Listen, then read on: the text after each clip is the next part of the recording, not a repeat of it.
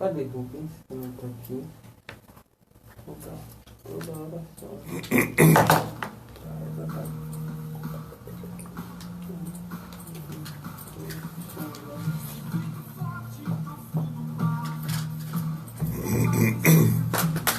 Eu vou aqui quando chegar, a gente resolve aquele áudio.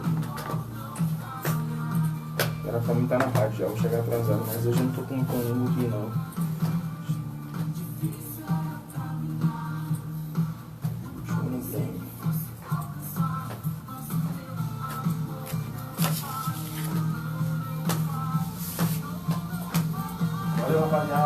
Beleza, Bruno?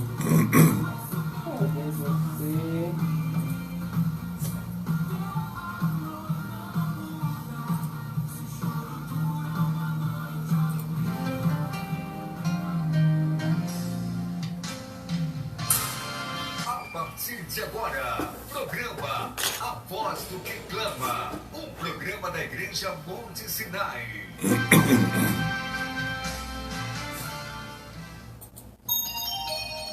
9 horas e... Espera aqui, esperando. 9 horas e 5 minutos. Estamos aqui, olha nós aqui outra vez, junto. Parceria que deu certo, Rádio Acesso Gospel, Igreja Monte Sinai e o programa A Voz do que Clama. Então vamos continuar hoje, terça-feira, hoje é 26, né?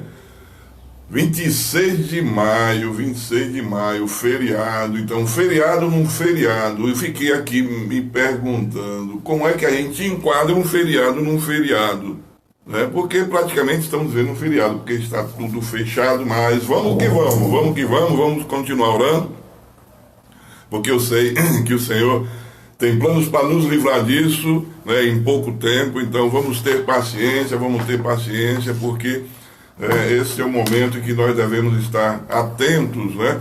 E começar a ver que em tudo devemos dar graça, né? Em tudo nós devemos estar produzindo coisas positivas, não trazer coisas negativas. Primeiro, para produzir coisas negativas, é bom você produzir coisas positivas, é bom você não já abrir o dia começando ouvindo relatórios negativos. Não faça isso, porque vai trazer urucubaca, né?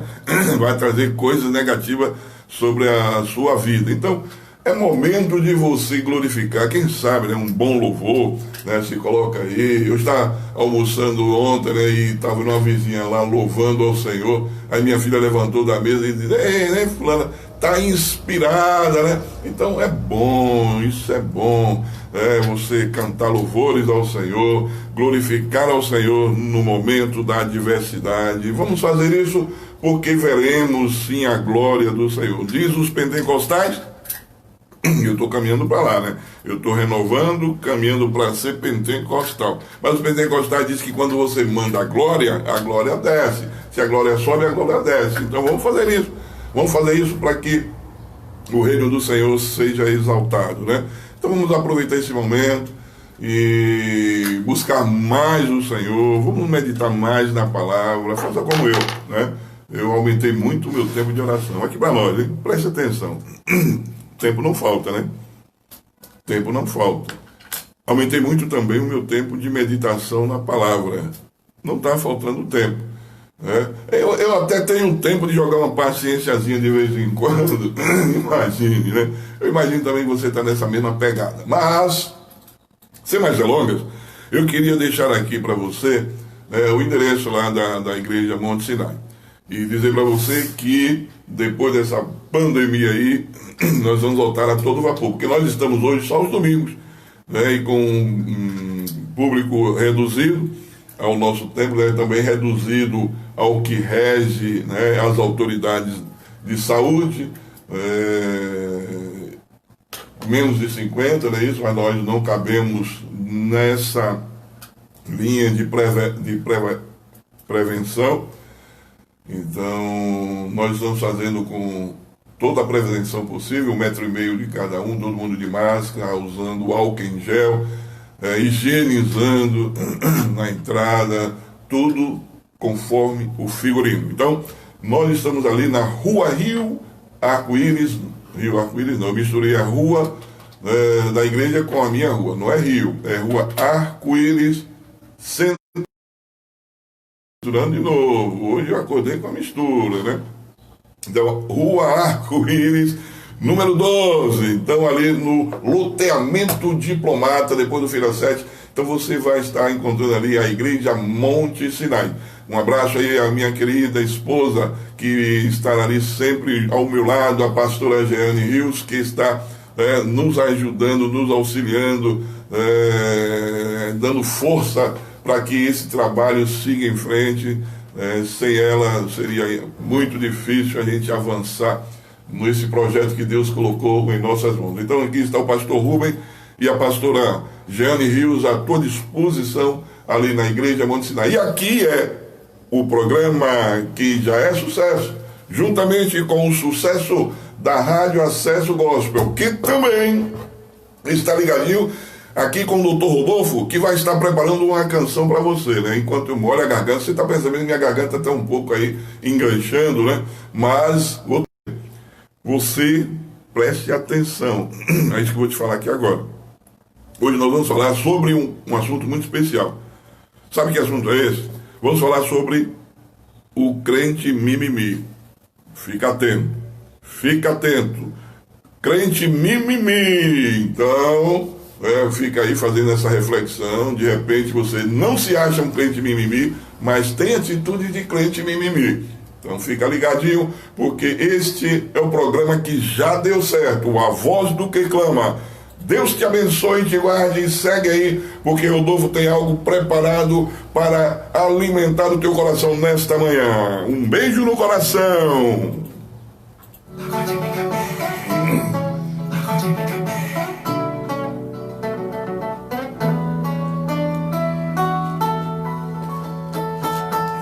Tocamos pagode, Jesus toca corações. Pagode é o nosso ritmo e é o nosso chamado. Eu não sou dono do mundo, mas eu sou filho do dono. Por isso eu fui chamado para evangelizar o mundo. Pecado no sujou.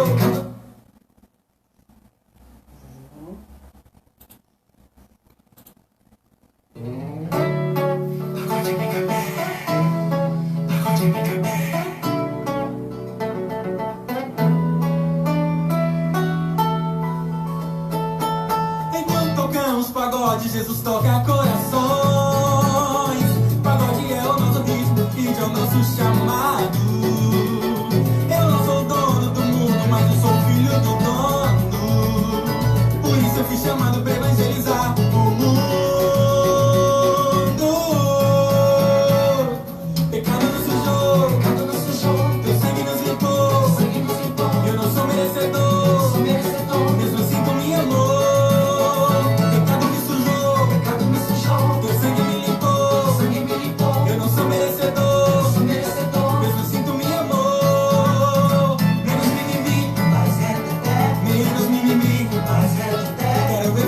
Valeu. Menos mimimi aí, ó. Todo mundo tá ligado, hein? Quero ver fogo cair, almas se renderem aos teus pés. E sem mimimi, com muito requeté. Chega pra cá, nosso parceiro, Nenê Júnior. Cheguei!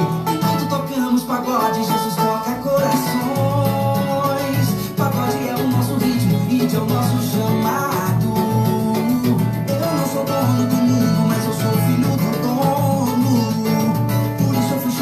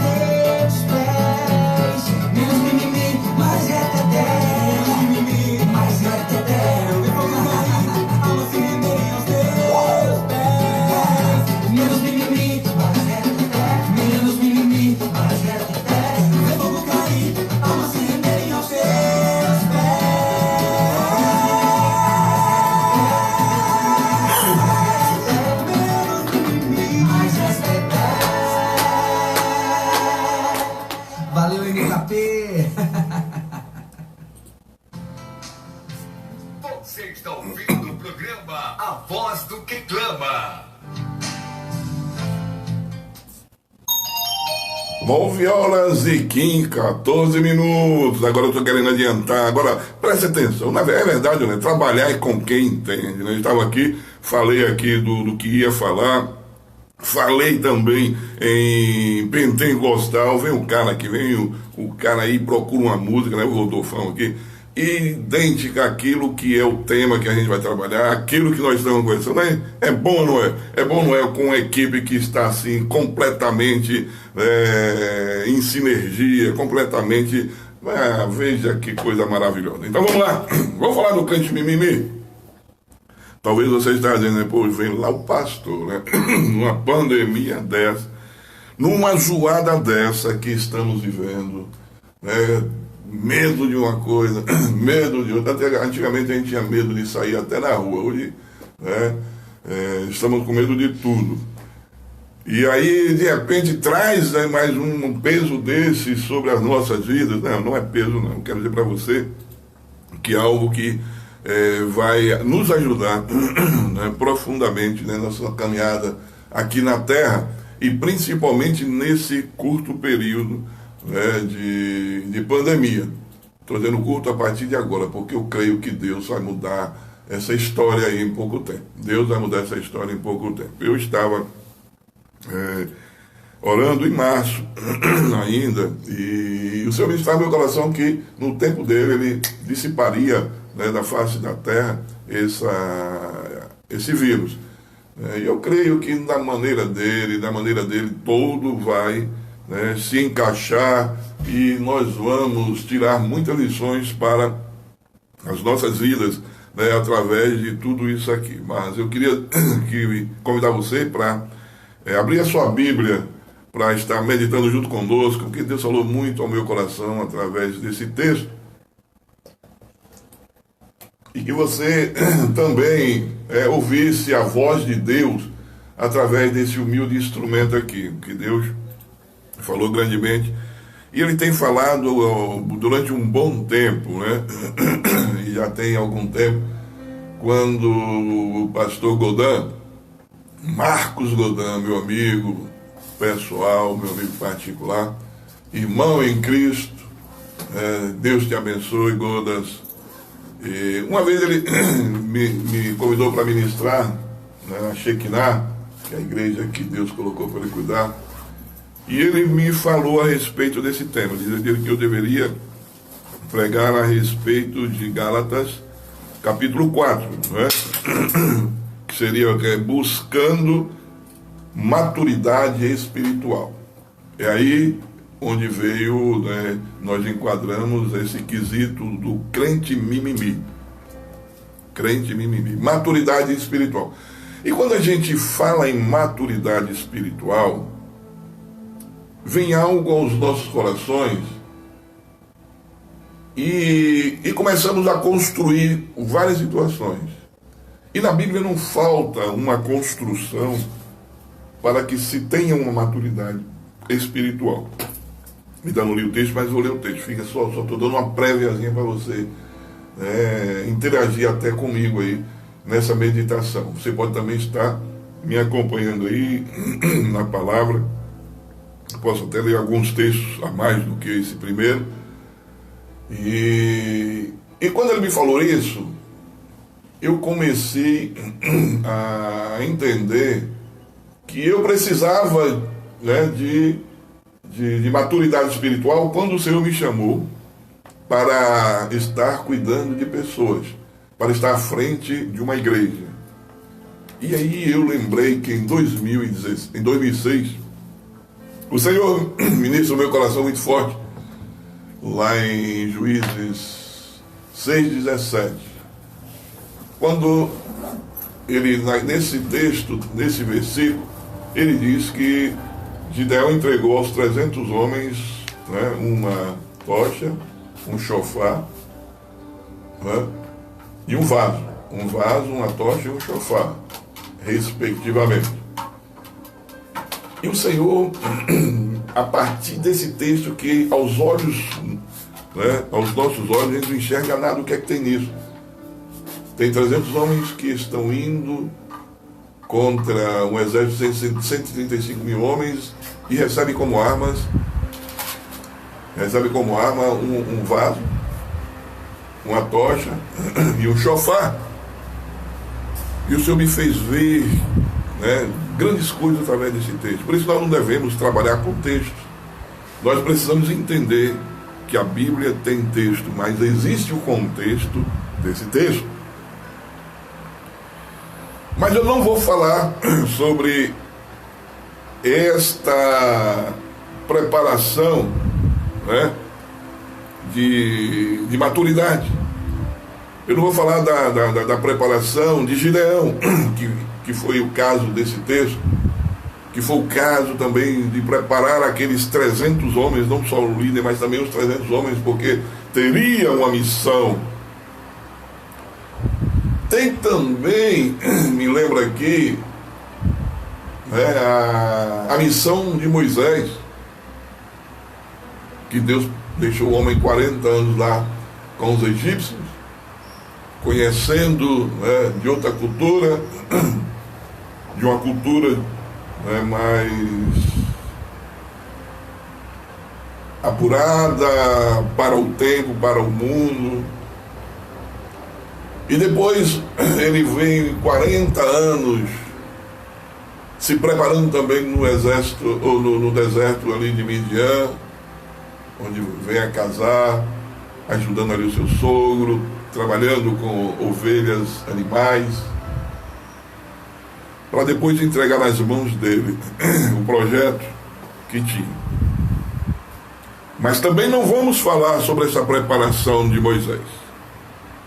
Vamos ler primeiro o texto em Gálatas, no capítulo 4.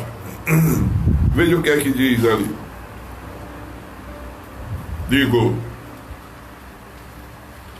Gálatas 4, versículo 1, fala da nossa filiação em Cristo. Digo, pois, que durante o tempo em que o herdeiro é menor, preste atenção. Digo, pois, isso é Paulo falando aos Gálatas, que durante o tempo em que o herdeiro é menor, em nada difere do escravo, posto que é ele senhor de tudo, mas está sob tutores e curadores, até ao tempo predeterminado pelo Pai. O cara é dono de um império, né? O pai não tem condição de continuar à frente, e ele, ainda jovenzinho, assume. Tem que ter tutores, tem que ter alguém que oriente. Lembro-me aqui do rei Urias, com 12 anos, se não me falha a memória, o Senhor vai ministrando no meu coração, eu vou mandando para o teu. E estava ali com uma equipe preparada que o pai tinha deixado e o orientava. Inclusive tinha um profeta que orientava, porque ainda não tinha maturidade para assumir um povo. E para alcançar a maturidade tem que ter uma preparação. Tem que ter uma preparação. Aí nós falamos aqui de Gideão, não vai ser Gideão que nós vamos tomar como base para essa meditação, que estamos falando agora sobre, né, crente mimimi, e eu tenho que ter muito cuidado para não ferir. Não quero que você se fira. Eu quero que você entenda, né, qual é o propósito de Deus na sua vida. É só isso. Porque eu passei por isso, eu tenho passado por isso. Eu tenho meus momentos de mimimi, que não são poucos. Quer ver uma coisa que o crente gosta muito de ter? É um som de coitadinho. E Deus diz que isso não vem dele, é do diabo. Um som de coitadinho não é de Deus. E quando nós buscamos essa unção de coitadinho sobre nós, estamos sendo crentes mimimi. Então vamos lá. Vamos construir para que você entenda que é o Senhor querendo trabalhar na tua vida. Não é te disciplinar, não é te maltratar, não é te machucar, é preparar, é trazer maturidade espiritual para a tua vida. Também não vai ser Moisés que vamos ter parâmetro. Talvez você esteja aí completamente curioso, né? Hoje é um dia que o pastor Rubens está querendo chegar. Nós vamos agora ver um pouco da preparação de Josué. Você vê que todos os líderes que Deus levantou com a missão, preparou esses cabras. E olha, preparou como que a tropa de elite prepara os soldados para adentrar, né? Já ouviu falar da tropa de elite lá no Rio de Janeiro, né? O BOP, eu acho que é o BOP. Não é isso? Talvez a polícia mais forte, que enfrenta mais perigo no mundo. Os caras são preparados. E Deus usa desse artifício para te preparar, sabia? Com Moisés foram 40 anos. Com Gideão foi insistentemente mostrando ele ali próximo, né, dizendo assim, olha, eu estou contigo aqui, ó, sou eu que vou fazer. Não será nem você que vai. Com Moisés foi diferente, ele que estava recebendo as bombadas diretamente ali. Deus de vez em quando tinha que intervir. Com cada um Deus trata a sua maneira. Com Josué não foi diferente, foi para o campo. Foi para o campo. Mas para capacitar alguém a ter maturidade espiritual, é preciso uma caminhada. E é preciso também, queridos, alguns itens que não podem faltar.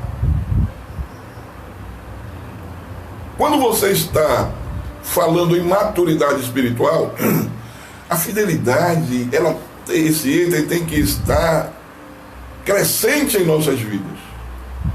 Crescente em nossas vidas. Porque fidelidade é um quesito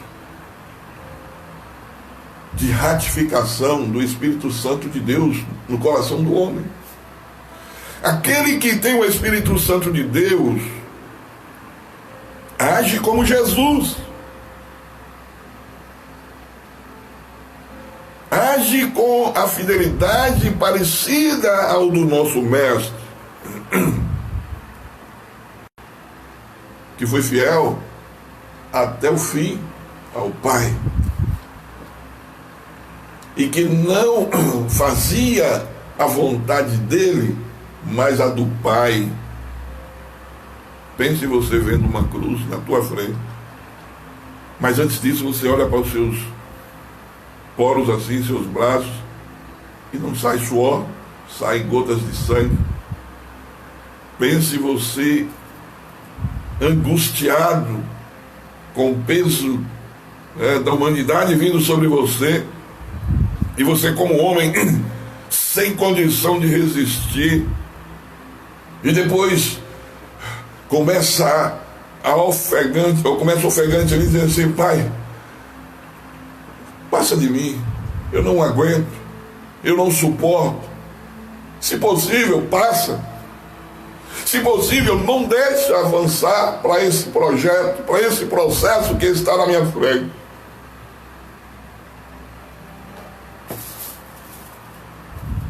Mas ele para ali e vê que foi para aquilo que ele veio.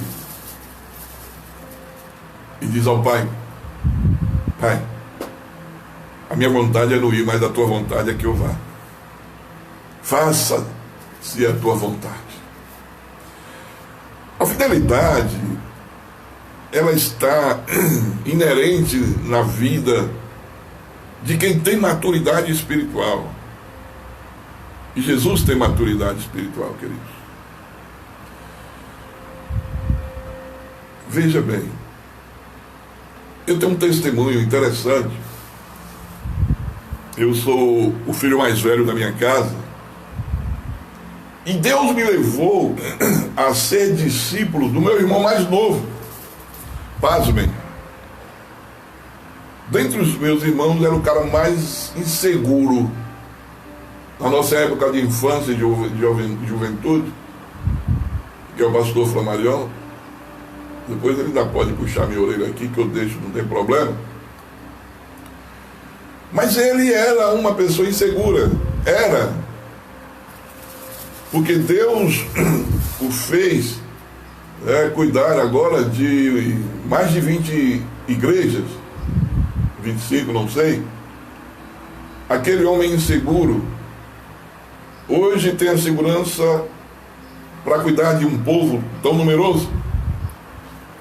Mas na época ainda não tinha, na época ainda estava começando, na época que o Senhor me levou a ser discípulo dele, a minha mente ainda estava fotografando o homem indeciso, o homem inseguro.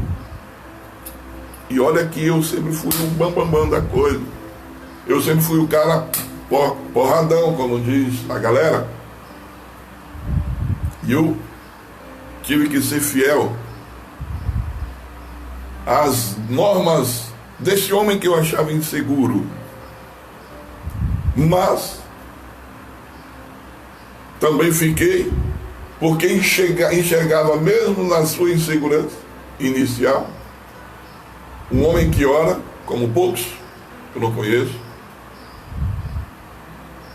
um homem temente ao Senhor, e que vivia segundo a palavra, que são normas que nós devemos estar conceituando para essa fidelidade. Veja se você me entende. E aí uma certa feita, muito tempo atrás, aí, uns 15 anos, se não me falha a memória, que não, 20 anos, uns 20 anos, logo lá no início dos anos 90, acho que 92, né? A Peniel foi em 91, lá para 92, 93. Não, desculpem. 95, uns 15 anos. Foi na época em que estávamos trabalhando com a visão. E aí veio alguém e trouxe uma máxima, né? Trouxe o que seria um decreto para as igrejas, onde todos deveriam dar as primícias aos pastores. Olha para isso, que responsabilidade minha. E aí nós em reunião ali, ele com um grupo de 12 dele, e ele falava a respeito, ele comprou a ideia, achou interessante a ideia.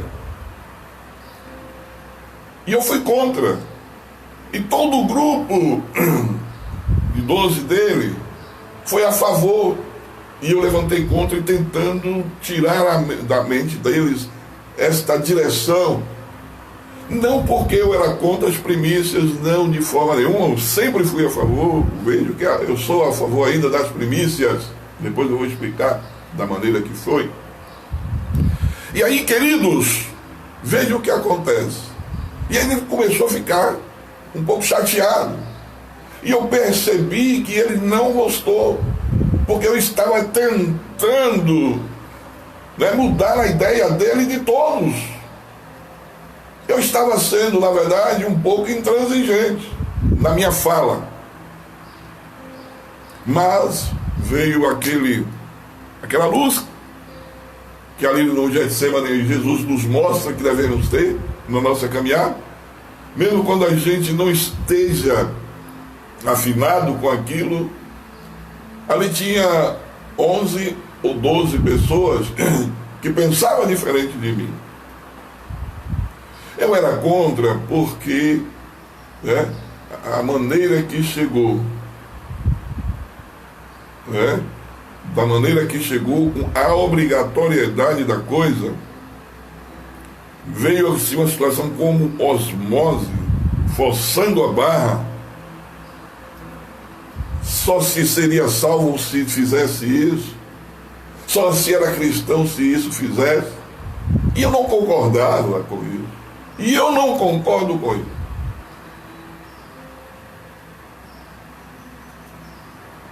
Eu acho que todo discípulo tem que dar uma primícia ao seu pastor. Porque ele merece, ele cuida do discípulo. Ele abençoa, ele ora.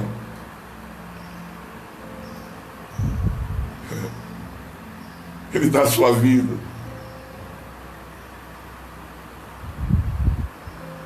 Estava aqui falando a respeito do pastor Gerson Andrade.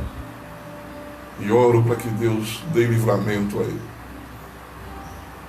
Dizem, não sei, que ele foi levar uma pessoa, ele fazendo a obra do Senhor ao hospital, não sei, se eu estiver errado, que me perdoe. Mas foi acometido desse vírus que está assolando o mundo. Está hospitalizado, não sei nem como é que está. Porque ele deu. Ele se colocou, ele colocou a vida dele. Porque o hospital, no momento desse, é o único lugar que não deveríamos ir. Sou a favor disso. Mas que seja espontâneo do coração, seja algo como gratidão, mas não algo como obrigação. Porque o crente maduro, ele entende isso. Quem tem maturidade espiritual, entende isso. E olha que a minha ideia era outra. O Espírito Santo mudou para aquilo, então eu vou continuar. O crente maduro entende que deve cuidar do seu líder, porque ele dá a vida por você. Ele dá a vida por você.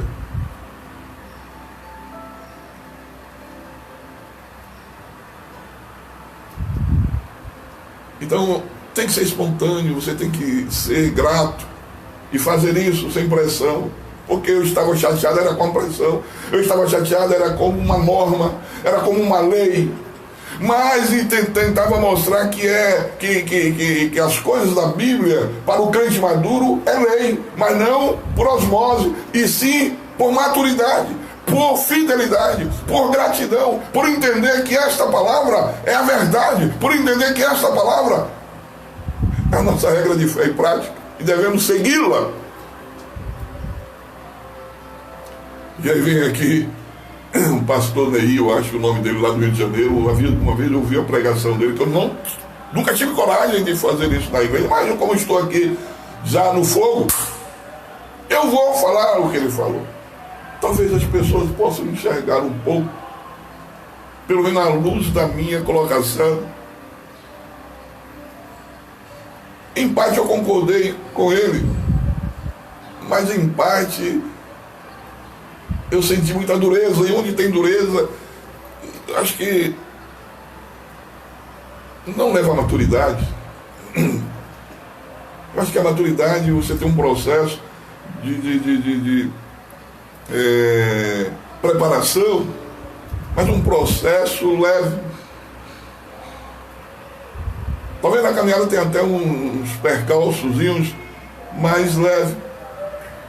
E ele dizia que as pessoas que não davam dízimos e ofertas e frequentavam o templo,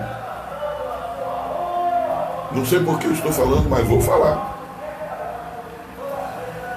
E aí ele dizia, olha, você, no mínimo, você que é contra o dízimo, você que é contra a manutenção do templo do Senhor, no mínimo é um egoísta.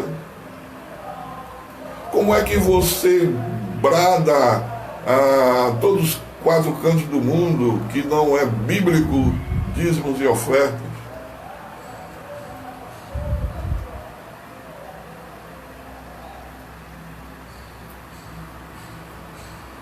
Porque se o crente ele é maduro, não precisa determinar percentuais. Eu caí por essa linha, entendo até aqueles que são contra essa palavra dízimo. Mas a manutenção da casa do Senhor tem que vir. O governo não paga e não deve pagar. O governo tem que cuidar de coisas concernentes ao governo.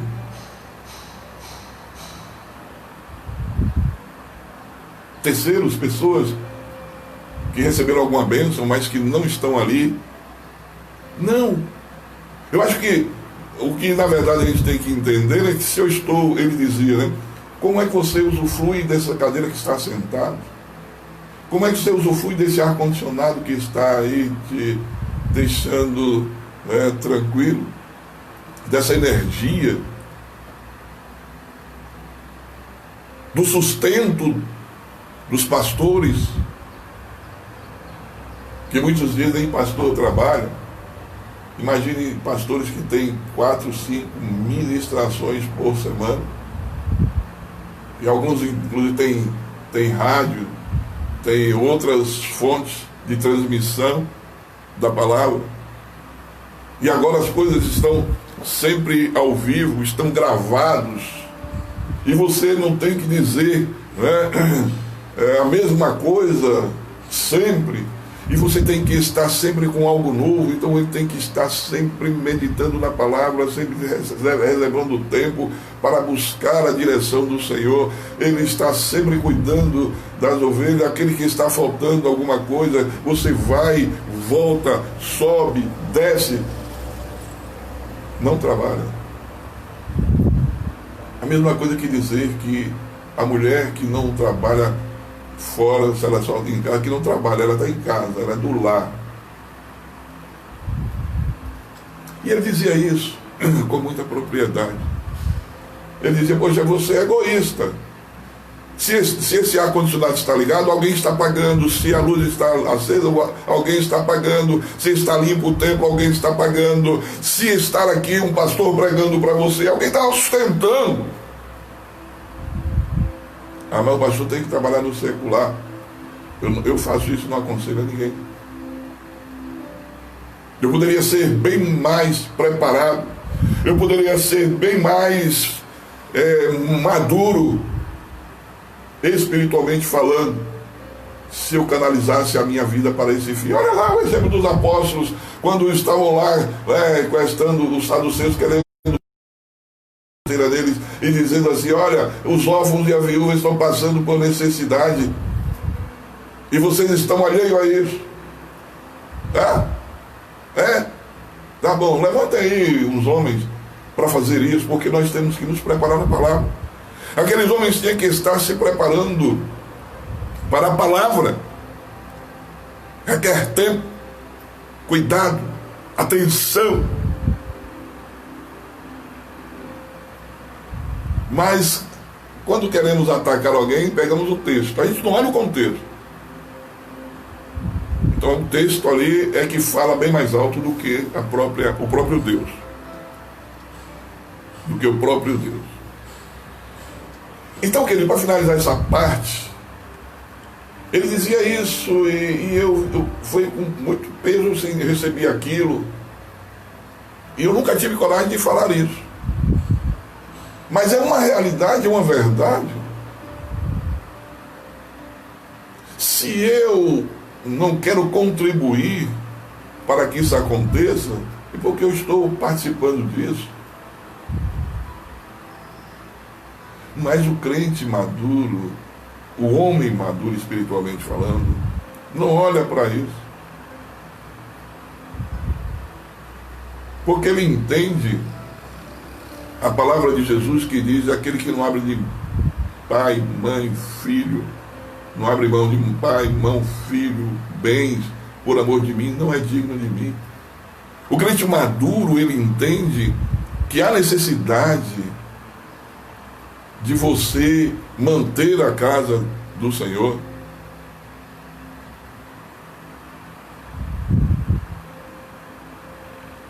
Pense como eu tenho um desejo de fazer um piso. Toda vez a gente vai, pega um conto ali, 2 contos ali, 3 contos ali, mas não consegue. Porque as necessidades do homem estão acima. E aí a gente vai lá para Ageu. A casa do Senhor em ruína, a nossa casa aplanada. Mas indo para a situação aqui de Josué, que já estamos avançando no tempo, nós vimos aqui nesse texto, em Números no capítulo 13, o Senhor dizendo para Moisés: olha, levanta aí 12 homens para ir espiar a terra. E esses homens estavam ali como cabeça das tribos de Israel. E Moisés levanta 12 homens e diz: olha, vocês vão olhar a terra que foi prometida aos nossos pais, vão espiar, vão ver como é que está lá, porque precisamos tomar posse dela, precisamos adentrar, precisamos passar. E esses homens foram fiéis, porque no chamado eles atenderam o chamado. Eles sabiam que havia perigos grandiosos ali, sabia que havia ali coisas ocultas que eles precisavam descobrir, para que as pessoas, a grande maioria, não sofresse dano algum, e eles precisavam até mesmo ser usados como bucha de canhão. Eles foram fiéis e foram, adentraram a Canaã, olharam, mapearam. E outro item que não pode faltar no homem maduro, além da fidelidade, ele tem que ser capaz, tem que ter capacidade. Isso vem do Senhor. O Senhor dá essa capacidade. E eles foram capazes, porque eles enxergaram ali. Durante 40 dias eles ficaram, poderiam ser mortos, e eles se desviaram da atenção dos habitantes. Eles olharam e viram que lá tinham homens, tinham gigantes, olharam que era a terra verdadeiramente que mana leite e mel, como dissera ao Senhor, viram que ela seria o melhor lugar para se morar, mas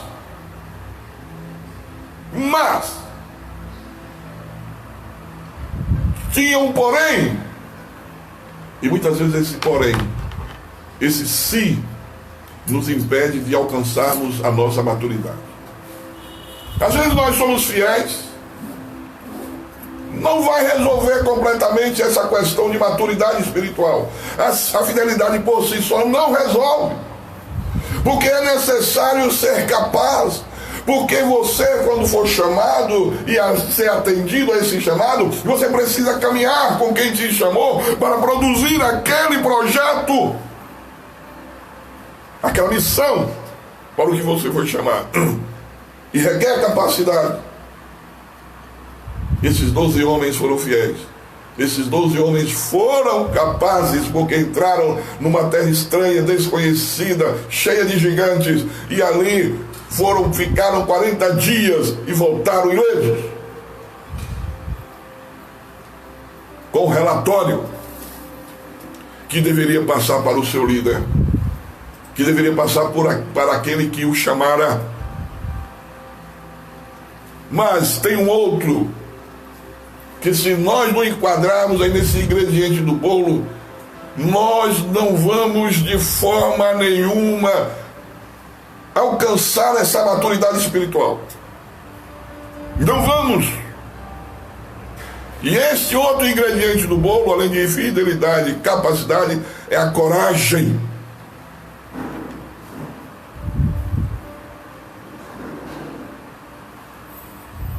Quem é maduro espiritualmente é fiel, é capaz e tem coragem.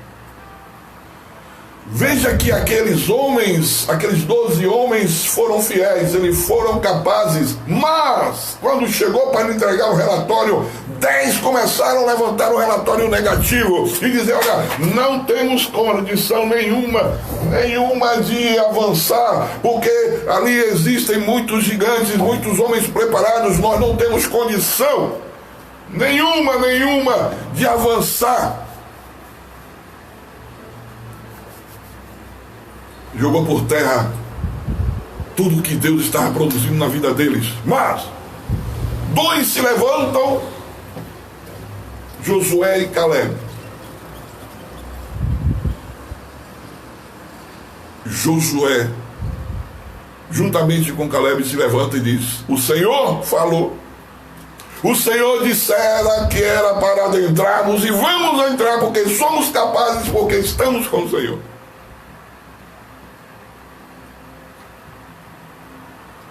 E quem tem coragem pode esperar muita coisa que vem contra. Pode esperar. Semana passada nós falamos aqui que Paulo recebeu uma missão da parte do Senhor. Imediatamente levantou um povo querendo matá-lo. Aí vem aqui Josué e começa a se levantar contra aqueles 10 que trouxeram um relatório negativo, um relatório de morte. Talvez você esteja aí precisando dessa coragem de Josué, de mudar o foco, de você começar a enxergar os que estão sendo curados aí na pandemia e não os que estão sendo mortos. Josué e Caleb, eles levantaram contra aquele povo, e não só contra os 10, contra toda a congregação que se contaminou com relatórios dos 10. É muito fácil relatórios negativos contaminar, queridos, uma multidão. É o que está acontecendo agora, todo mundo preso por causa de relatórios negativos.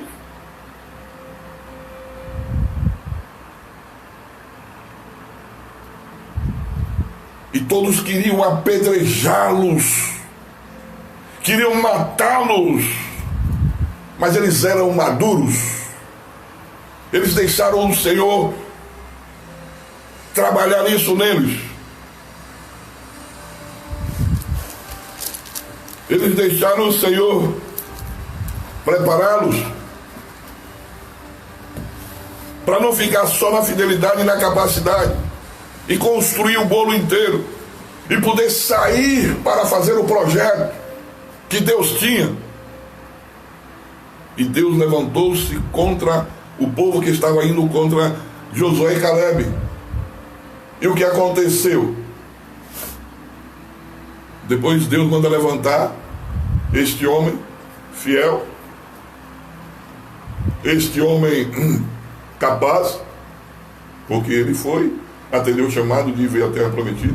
Eles passaram 40 dias lá e vieram ilesos. E eles enfrentaram a congregação, eles enfrentaram um povo todo, quase 3 milhões de pessoas, com a sua voz firme, e dizendo: podemos porque Deus é conosco, nós vamos porque Deus batalha por nós, nós conseguiremos porque estamos no Senhor. E aquele homem é levantado, não porque ele pediu, não porque ele esperava a recompensa, mas porque Deus enxergou. Deus viu fidelidade no seu coração. Deus viu que ele se deixou preparar. Deus o capacitou e ele aceitou essa capacitação de Deus. E demonstrou coragem necessária para não ser um crente mimimi, para não ser um homem que amarela diante das circunstâncias. Esse é o nosso tempo de mostrar a fidelidade. Esse é o nosso tempo de mostrar que somos capazes. Esse é o nosso tempo de mostrar que não voltamos atrás destas circunstâncias que foram criadas para esta humanidade. É o tempo de nós verdadeiramente levarmos os nossos olhos aos montes quando necessitarmos e pedirmos socorro do Senhor e acreditar que o Senhor vem. O Senhor vem. O Senhor vem. E Ele vai fazer acontecer na tua vida. Ele vai colocar como construtor. Agora, só para finalizar aqui, eu quero dizer o seguinte: eu sou um péssimo cozinheiro. Deixa os ingredientes do bolo na minha mão. Esse bolo vai solar, não vai sair nada. Pega aqueles ingredientes, mas se deixar na mão de uma pessoa ou de um confeiteiro, vai sair um bolo de excelência. Você está na mão do principal confeiteiro desta terra, de alguém que faz um bolo sem defeitos, que é o Senhor. E esses 3 itens têm que estar na sua vida para que essa maturidade chegue completa a você. Você tem que estar sempre alimentando esta fidelidade que o Senhor requer de você. Tem que mostrar essa sua capacidade e essa coragem, para que todos vejam maturidade espiritual em você, e assim você seja um modelo a ser seguido. E aí, ao invés de contaminar as pessoas com relatório negativo, você vai contagiar com relatórios positivos. Relatórios como os de Josué e Caleb.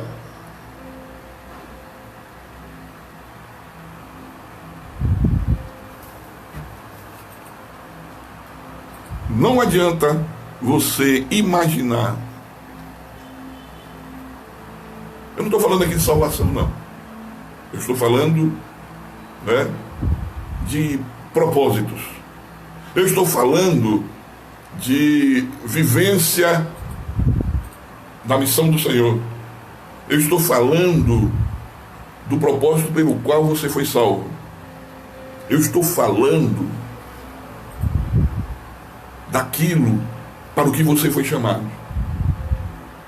Deus não chama ninguém sem uma missão. Eu não acredito nisso.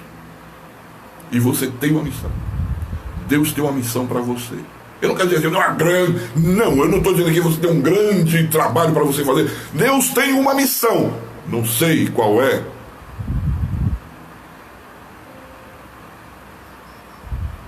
Eu estava vendo um vídeo aí que o pastor Nils postou no Face, do irmão André. Quando eu me converti em 83, foi ele e David Wilson a base para que me fortalecesse no Evangelho. O testemunho desses 2 homens.